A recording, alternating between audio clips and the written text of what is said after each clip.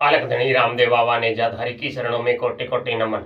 मित्रों, धनी रामदेव बाबा आप पर सदैव कृपा बनाए रखें। आज हम आपको जानकारी दे रहे हैं बाबा रामदेव जी की चालीसा का हवन कैसे करें। आप चालीसा का पाठ करके उसका हवन करेंगे तो घर में नकारात्मकता का नाश होगा और घर में सुख शांति होगी और घर की जो भी हरी बीमारी किसी प्रकार की परेशानी है उसका नाश होगा। हवन है जो बहुत ही हमारे हिंदू धर्म में उत्तम माना गया है और जो भी बाबा की सेवा करते हैं, अन्य किसी देवी देवता की सेवा साधना करते हैं तो उनको हवन करना ही चाहिए। और हवन की जो राख है, जो भभूति बची हुई है, वह भी बहुत ही चमत्कारी लाभ देती है। उसका घर में रोजाना जल में डालकर छिड़काव करने से घर की अपवित्रता दूर होती है, नकारात्मक शक्तियों का नाश होता है। अगर आपको किसी प्रकार का चर्म रोग है तो भी हवन है, जो हवन की राख है, वह बहुत ही चमत्कारी लाभ देती है।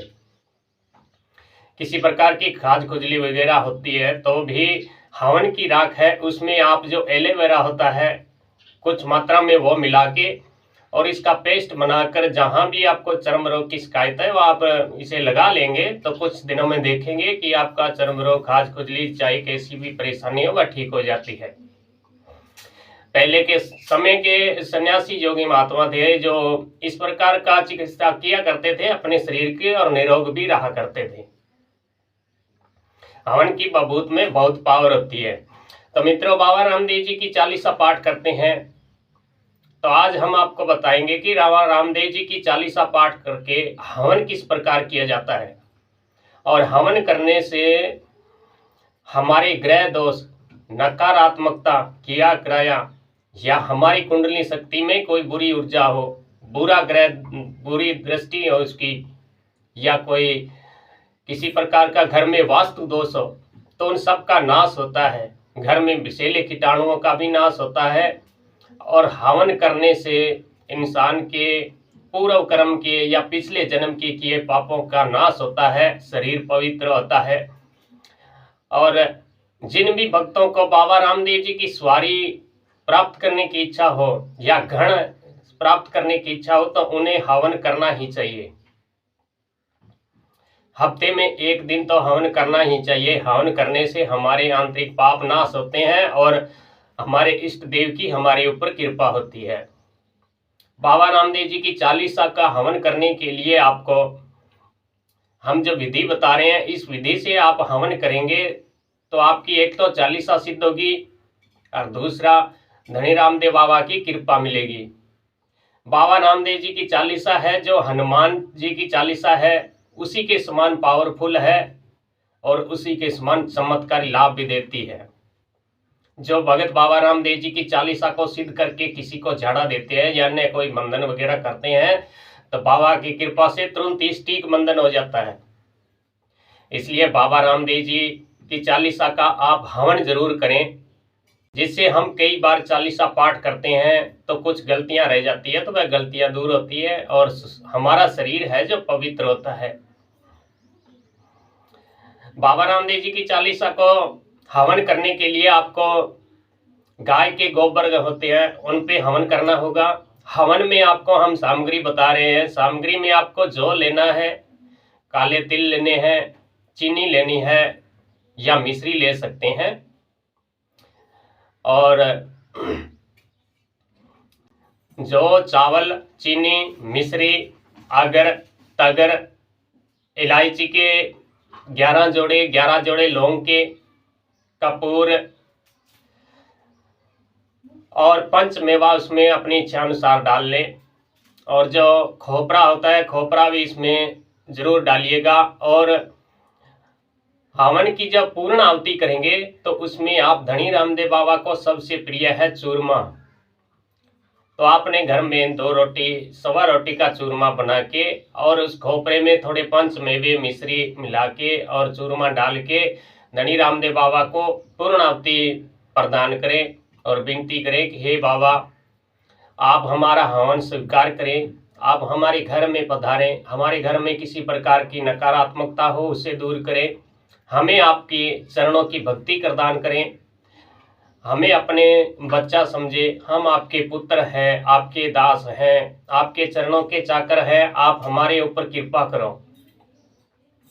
आप दीनहीन होकर सच्चे मन से भाव से बाबा को बुलाएंगे तो धनी रामदेव बाबा आपके हवन में आएंगे और तुरंत आपको चमत्कार भी दिखाई देगा। या तो आपके हवन में धनी रामदेव बाबा की तस्वीर बनेगी या घोड़े की बनेगी, या आपकी हवन की आग है, हवन की लो है जो आपको 2.5-3 फुट ऊंची उठेगी, तो आप समझिए कि हमारे घर धनी आ चुके हैं।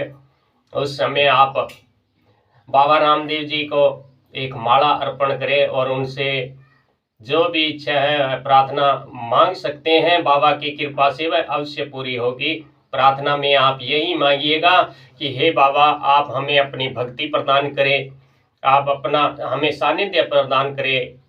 आपकी कृपा से हम इस भक्ति में और आगे जाएं, इस नश्वर देह की मुक्ति के लिए, अपने अंतरात्मा की मुक्ति के लिए आपको चरणों का हमें सानिध्य प्राप्त हो, इस प्रकार प्रार्थना करें।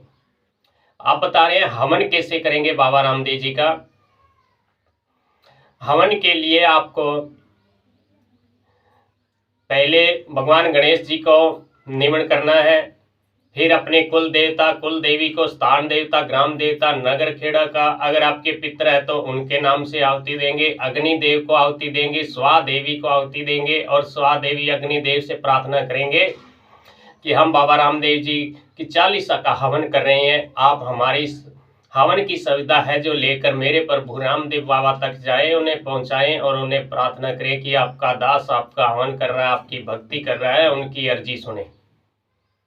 और उसके बाद भगवान शिव को और भगवान भैरव को भी एक एक आहुति दें, अपने कुल देवी और माँ जगजननी दुर्गा माता के नाम से आहुति दें, गुसाई दादा के नाम से आहुति दें, डाली बाई के नाम से आहुति दें, और बाबा के जो भी गण हैं, बड़े भगत हैं, हरजी भाटी, इस प्रकार रत्ना रायका जी, इनके नाम से भी एक एक आहुति दे, लाछा सुगना के नाम से आहुति दे।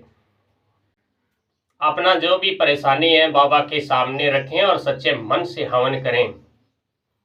तो आप 7 या 11 हवन कर देंगे तो आपके घर में कोई परेशानी रहेगी नहीं। और उसके बाद आप महीने में 2-4 हवन तो करते ही रहिए। हवन करने से कभी घर में नकारात्मकता की एक राय का असर नहीं होता है।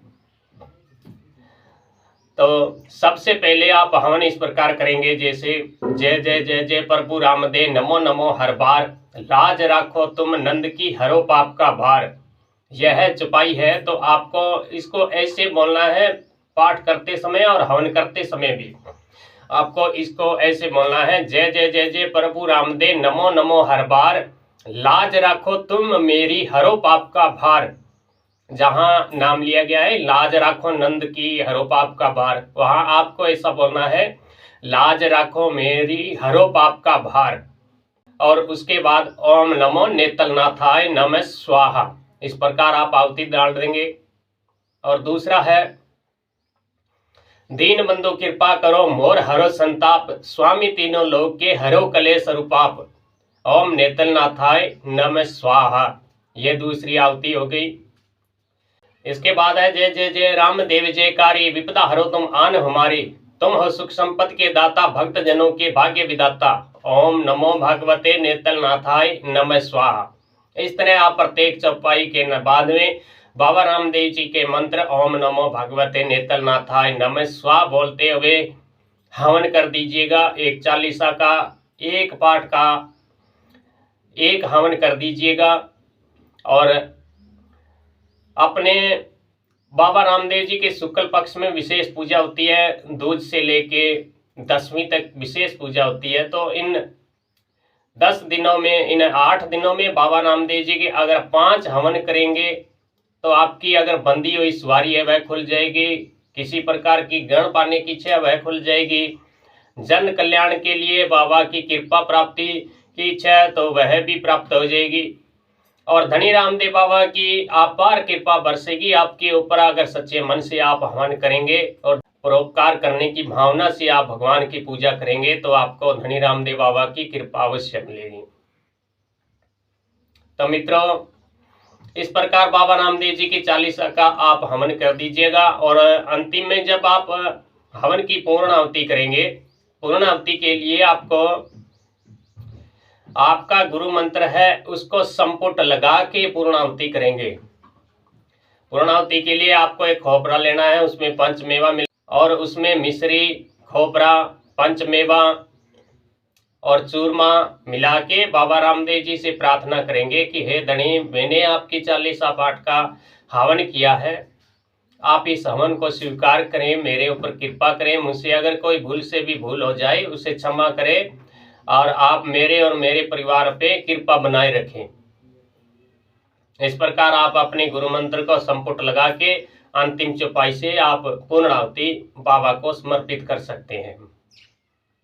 तो इस तरह धनी रामदेव बाबा की आप हवन कर सकते हैं 40 का।